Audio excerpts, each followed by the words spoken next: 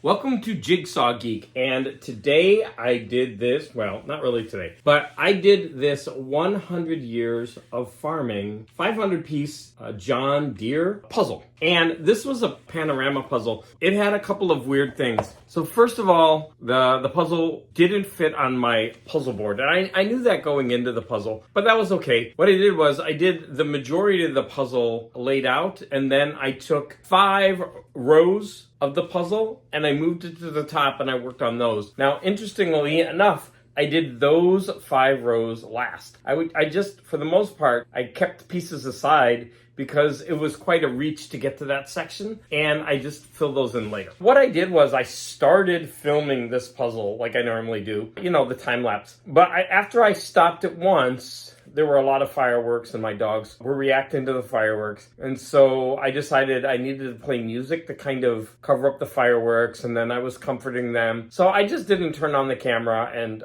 normally when I do time lapse, I listen to books. Since I was listening to music and comforting the dogs, I meant to do the puzzle later, but I kept sliding over and putting in one more piece.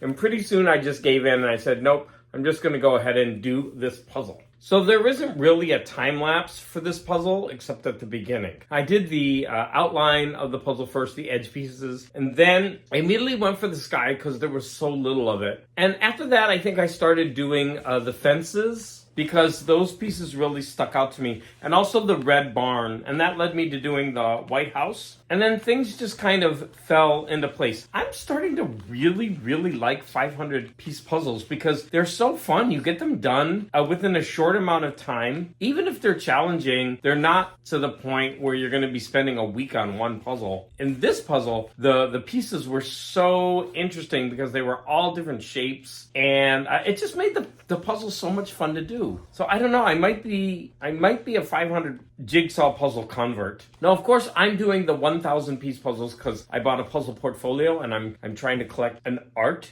gallery. But I'm sure I can put these 500 piece puzzles in a portfolio as well. Maybe not this one since it's a panorama puzzle. Even when it's on my table still, I haven't glued it yet, but I still have the top separated from, the extreme rights separated from the rest, and I have it at the top just because my table isn't big enough for it. This puzzle seems to be copyright 2007, so it's really not that old, but the box does have a vintage feel to it. Thoroughly enjoyable. This puzzle does not stand the pickup challenge at all, but if you happen to come across a puzzle like this, this is the Great American Puzzle Factory. I would highly suggest that you grab it. This was a lot of fun to put together. So as always, I want to thank you for any comments that you make, and I want to thank you for the support.